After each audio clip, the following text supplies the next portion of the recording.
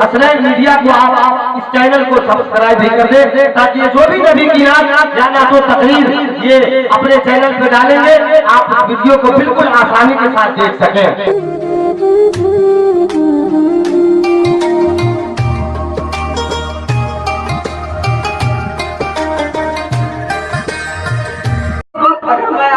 थोड़ी सी कुर्बानी मांगू तो आप पेश कर सकते हैं? कितने आदमी कुर्बानी पेश करेंगे? जरा हाथ उठाइए। एक छोटी सी कुर्बानी मांग रहा हूँ अल्लाह की रजा के लिए। हजरत इस्माइल अलैहिस्सलाम ने बेटे को कुर्बान करना पसंद किया था। रात का आखिरी पहर है, तो आइए जुमला रब की बारगाह में मकबूल होने का वक्त है। एक छोटी सी कुर्बानी मांग रहा हूँ। क्या मुसलमानों ने बसंतपुर खोस अल्लाह की बारगाह में एक छोटी सी कुर्बानी पेश करना चाहते हैं?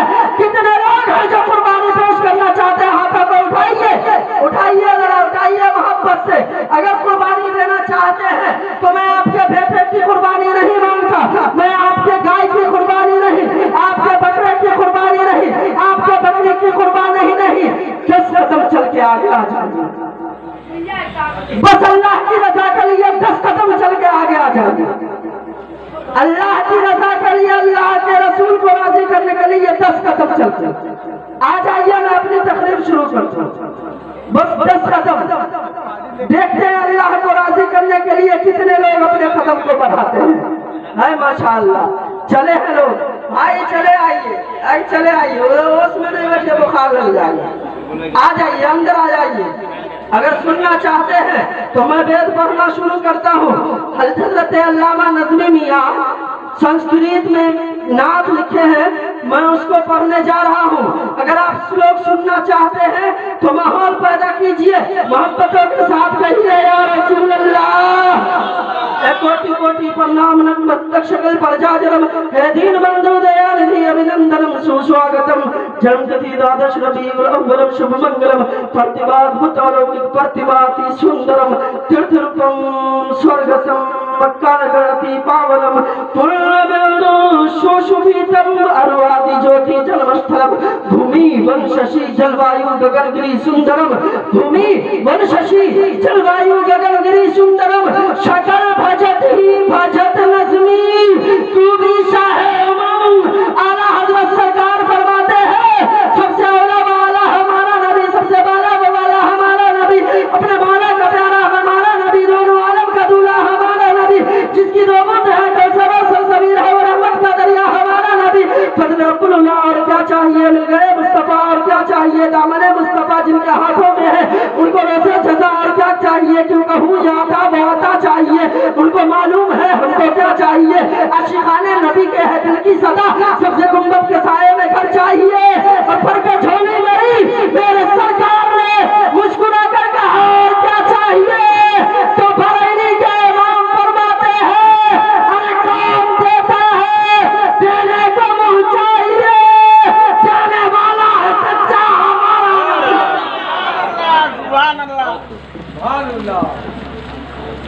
तनी तनी नारा उरा भी लगा दिया कीजिए कि हम भी सुस्ताला। इतना ठंडा मिजाज से सुन रहे हैं कि जिसका हिसाब नहीं है। हालांकि गर्मी का मौसम है, ठंडी वंडी नहीं ना लग रही है माशाअल्लाह। सब कुशल मंगल है ना? हाँ, बहुत अच्छा काम किया भाई साहब, जगा दीजिए। सब कुशल मंगल है। अब उठ गया तो चले नहीं जाइए, जल्दी से आ जाइएगा।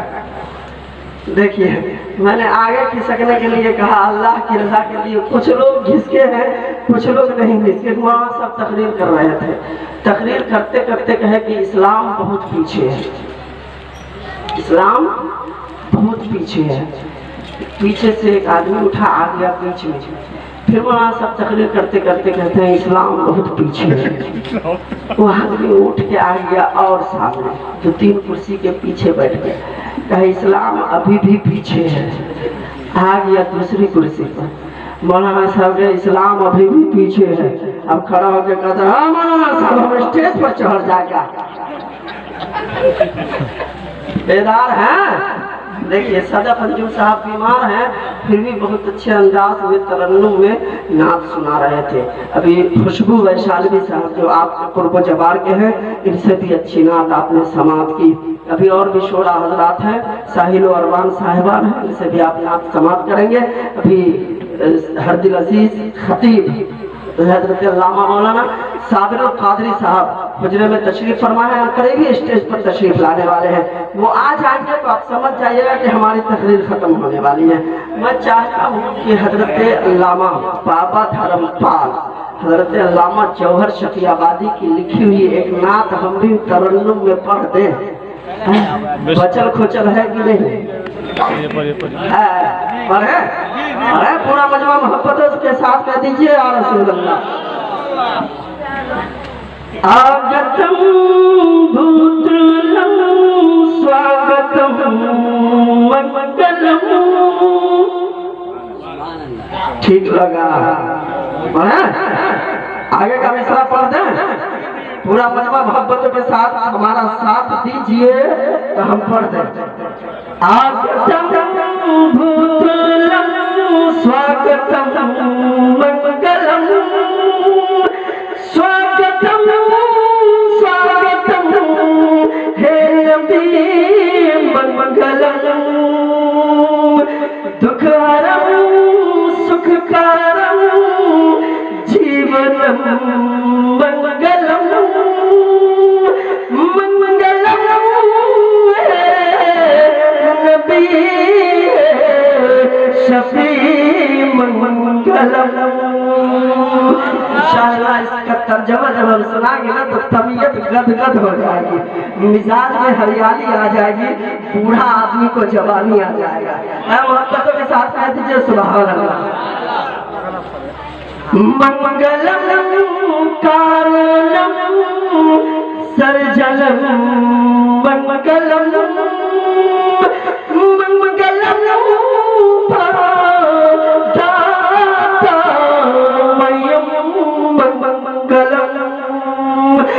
मंगलम हे हबीब खुदा मंगलम। मंगलम तुरी मंगलम। खुशबू वैशाली साहब की तरह तो हमारा गला ठीक ठाक नहीं है, गला एकदम गला हुआ है कि हम जान मार के आप लोग को जबरदस्ती कहे बोलिए हकार करके, लेकिन नहीं, मोहब्बतों के साथ समात कीजिए। मैं अगला शेर मोहब्बतों के साथ पहुंचा रहा हूँ, आप ही मोहब्बत का सबूत पेश कीजिए। मंगलम वैभवम आमना मंगलम। मंगलम हलीमा सुदी मंगलम। श्रावणम भावनम मंगलम। मंगलम मंडपम मंडितम यतीम मंगलम। कौशलम जौहरम निर्मलम मंगलम। शीतलम सुफलम युग जयी मंगलम। हमारी आदत है तकरीर शुरू कर दो कर दे। हमारी आदत है कि तकरीर शुरू करने से पहले हम अपने धर्म का वो धार्मिक मंत्र का अध्ययन और जाप कराते हैं ताकि आपके हृदय की सफाई हो जाए, आपका दिल इश्क़े मुस्तफ़ा का मरकज बन जाए ताकि आपको समझने में आसानी हो। अगर आप हमारा साथ दे रहे हैं तो पूरा मजमा मोहब्बतों के साथ हमारे साथ मिलकर पढ़िए, धार्मिक मंत्र का जाप कीजिए। पूरा मजमा कहिए ला इलाहा। मोहब्बत से इधर वाले पढ़ रहे हैं, इधर वाले सुस्ता रहे हैं, कहते हैं वो सब मुंह दुखाएगा उनका तब हम लोग बोलेंगे। ऐसा फिटिंग फाटिंग नहीं ना हुआ है, नहीं हुआ है तो सब आदमी मिलकर बोलिए ला इलाहा इल्लल्लाह। और पीछे वाले भाई भी बोलिए, हमारे बुजुर्ग हजरात आप लोग भी बोलिए।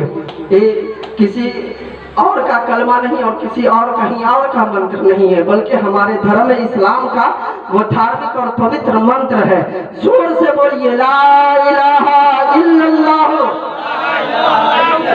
जोर से पढ़ने के लिए इसलिए हम कहते हैं कि हिंदुस्तान के स्पेशल पंडितों ने कहा है, कृष्ण अवतार नियातर पुनीतन पृथ्वी मध्यम पवित्रम स्वालम संग्रामनम चाकोदारम ला इलाहा पापम इल्लल्लाह परम पदम जन्म वैकुंठ प्राप्त हुई जपो नामे मुहम्मदम यदा यदा ही धम्मस्य गलानिर्वति भारत अभ्युत्थानं धर्मस्य तदात्मानं सृजमय परित्राणाय साधुना विनाशाय च दुष्कृतां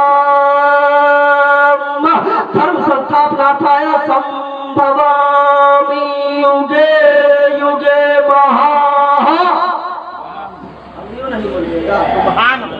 हाँ बोलिए ना, बोलिए ना, बोलिए सुभान अल्लाह, बोलिए।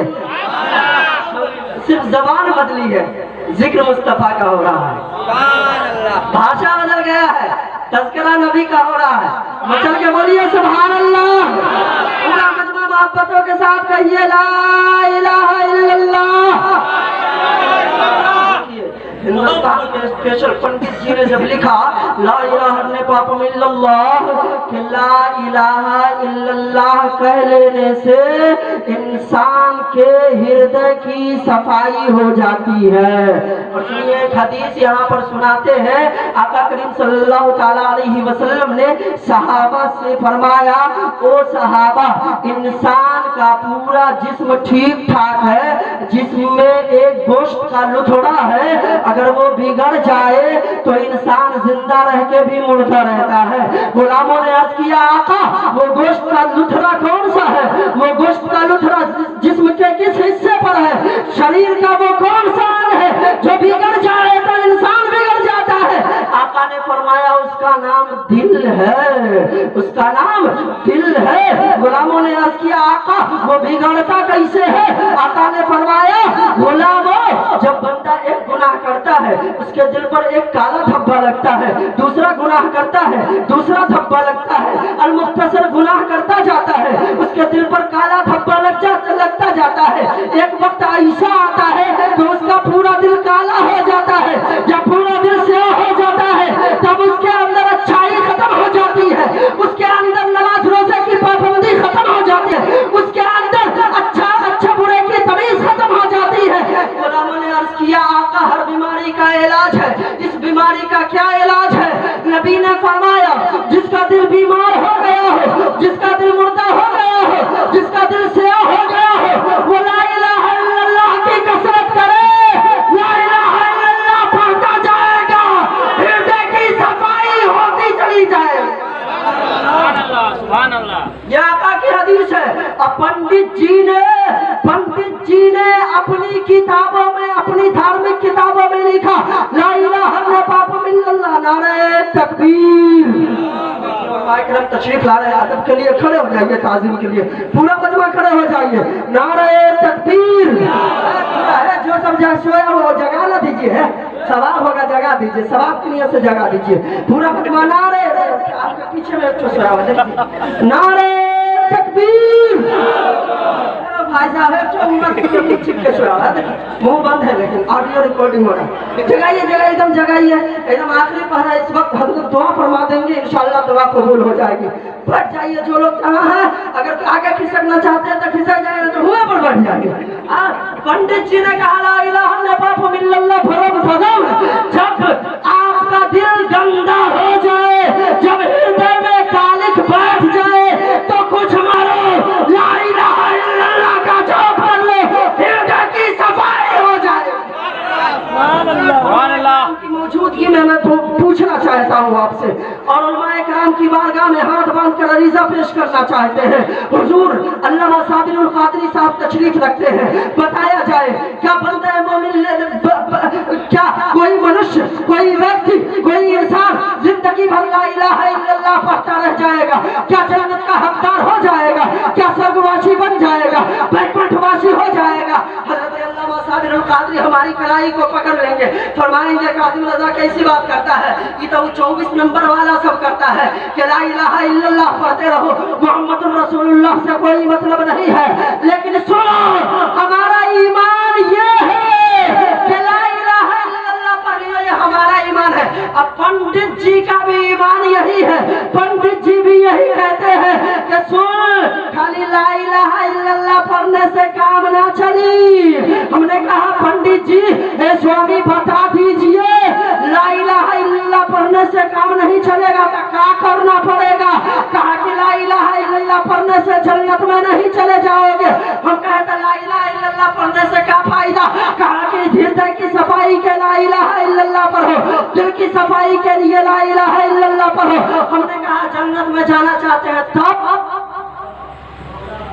जन्नत में जाना चाहते हैं तो क्या उपाय बताइए महाराज, बताइए, हाथ जोड़कर विनती है, बताइए जन्नत में जाना है तो क्या करेंगे?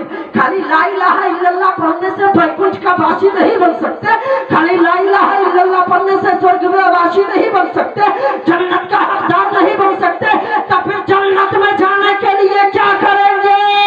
तो पंडित जी ने कहा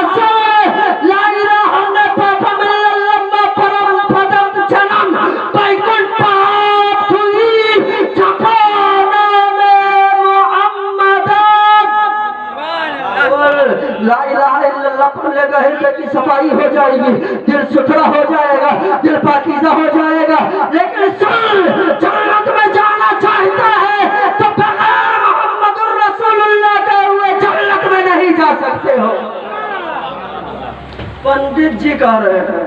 हाँ, हाय आज के वो लोग कहते हैं कि इनको तो पीछे की खबर है, कुछ जानवे नहीं करते, तो फिर बहरहाल प्यारे दोस्तों, मैंने आयत करीमा पढ़ने के बाद, खुतबा मसरूना के बाद एक आयत करीमा पढ़ने का शर्त हासिल किया।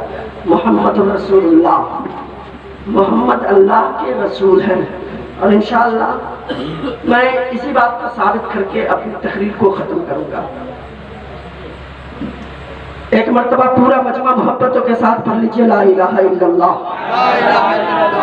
पीछे वाले आप लोग भी पढ़ लीजिए ना, पढ़े ला इलाहा इल्लल्लाह। हम अपने फायदे के लिए नहीं बोल रहे, आपकी भलाई के लिए। जितना बेर पढ़िएगा उतना बेर दिल का कालिक जो होगा वो निकल के भागेगा, साफ होगा। पूरा मजमा मोहब्बतों के साथ पढ़िए ला इलाहा इल्लल्लाह, ला इलाहा इल्लल्लाह मुहम्मदुर रसूलुल्लाह। देखिए, इस बात को समझाने के लिए मैं थोड़ी देर के लिए आपको ब्रेक लगाता हूँ और हजरत बायजीद बुस्तामी रहमतुल्लाह अलैह की बारगाह में चलते हैं। हजरत बायजीद बुस्तामी रहमतुल्लाह अलैह फरमाते हैं कि जब बंदे मोमिन एक मर्तबा ला इलाहा इल्लल्लाह पढ़ता है तो उसके नामे आमाल से 12,000 गुनाहे सगीरा मिटा दिए जाते हैं। कितने बोलिए ना, कितना? हम बोले तो समझ पाए हैं कि नहीं? मैं ठीक ठाक करवा, समझ रहे हैं? हा? जब बंदे मोमिन, हज़रत बायजीद बुस्तामी फरमाते हैं, जब बंदे मोमिन एक मर्तबा ला इलाहा इल्लल्लाह पढ़ता है तो उसके खाते से 12,000 गुनाहे सगीरा मिटा दिए जाते हैं। सुभान अल्लाह। अब यो तो पढ़िए ला इलाहा इल्लल्लाह, 12,000 गुनाहे सगीरा मिट रहा है। ला इलाहा इल्लल्लाह 12,000 मिट रहा है, पढ़ते रहिए। और जब बंदे मोमिन मुहम्मदुर रसूलुल्लाह पढ़ता है तो उसके नामे आमाल में 12,000 नेकियां जोड़ दिया जाता है। सुभान अल्लाह।